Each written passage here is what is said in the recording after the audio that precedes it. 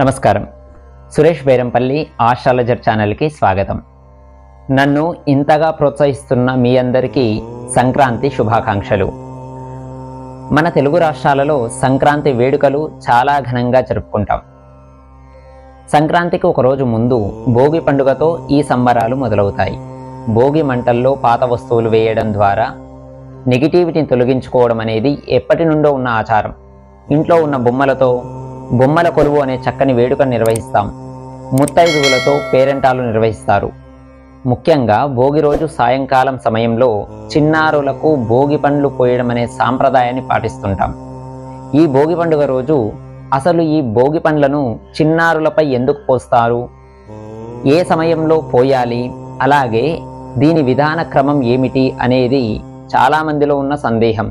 ఈ వీడియోలో ఇవన్నీ వివరిస్తున్నాను. ఈ వీడియోని చివరి వరకు చూడండి. అసలు ఈ భోగి పండ్లను ఎందుకు పోయాలి? రేగు పండ్లను సంస్కృతంలో బదరీ ఫలాలు అని పిలుస్తారు. పూర్వము శివుణ్ణి ప్రసన్నం చేసుకోవడానికి నరనారాయణుడు బదరికా వనంలో ఘోర తపస్సు చేశారు. ఆ సమయంలో దేవతలు వారి తలపై నుండి బదరీ ఫలములను కురిపించారు అని పురాణ గాథ. ఆనాటి సంఘటనకు ప్రతీకగా పిల్లలను నారాయణునిగా భావించి భోగి పండ్లను పోసే సాంప్రదాయం వచ్చింది. సాధారణంగా కొంతమంది పిల్లలకు బాలగ్రహ దోషాలుంటాయి. మరికొంతమంది చిన్నారులకు విపరీతమైన నరదృష్టి ఉంటుంది. ఇలాంటి వారు విపరీతమైన మొండితనం చేయడం, తరచూ అనారోగ్యాలకు గురి కావడం జరుగుతుంది. భోగి పండ్లు పోయడం ద్వారా వారికి నరదృష్టి తగ్గుతుంది. అలాగే పిల్లలకు బాలగ్రహ దోషాలుంటే కూడా తొలగిపోతాయి. అలాగే తలపై భాగంలో బ్రహ్మరంధ్రం ఉంటుంది. చిన్నారులకు తలపై నుండి భోగి పండ్లను పోయడం ద్వారా అది ప్రేరేపితమై పిల్లలలో జ్ఞానం పెరుగుతుంది. అందుకోసం కూడా భోగి పండ్లను పోస్తారు. ఈ రేగు పండ్లను పిల్లల తలపై మీదుగా పోయడం ద్వారా శ్రీమన్నారాయణుని దివ్య ఆశీస్సులు కలుగుతాయని, పిల్లలపై ఉన్న చెడు దృష్టి తొలగిపోతుంది అని భావిస్తాము. అలాగే భోగి అనేది సూర్యుడు ఉత్తరాయణం నుండి దక్షిణాయనంలోకి మారే ముందు వచ్చే సమయం. ఆ సమయంలో భోగి పండ్లను పోయడం ద్వారా సూర్య భగవానుని యొక్క ఆశీస్సులు పిల్లలపై పడి పిల్లలు ఆరోగ్యంగా ఉండాలనే సూచనగా ఈ భోగి పండ్లను పోస్తారు. ఈ భోగి పండ్లలో బంతిపూల రెక్కలను ఉపయోగిస్తాం.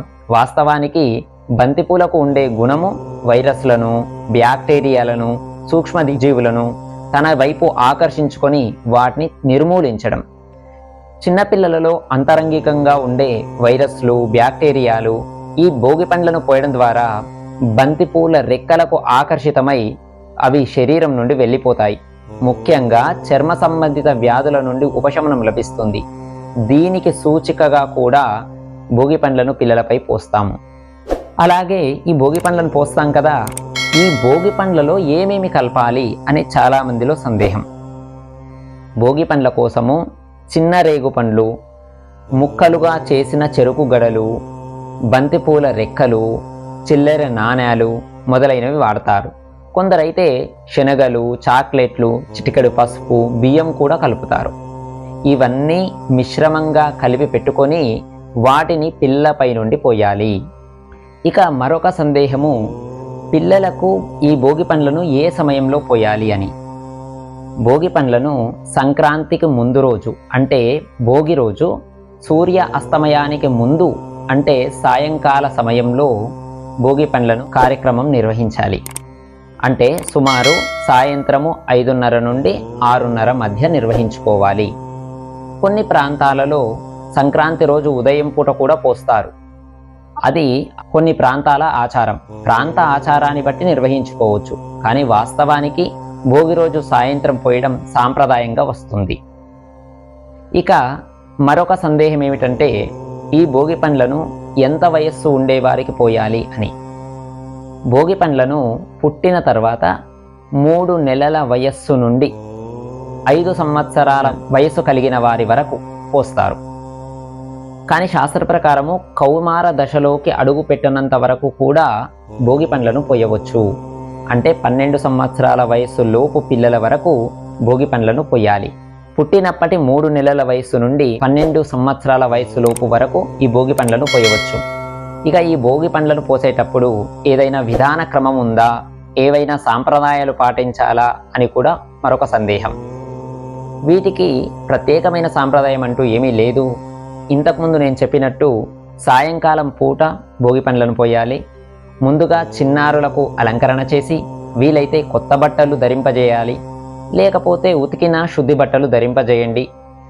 వీలైతే అంతకు ముందే దేవుని దగ్గర దీపారాధన చేయించండి. ఆ తర్వాత తూర్పు అభిముఖంగా నేలపై కూర్చోబెట్టాలి.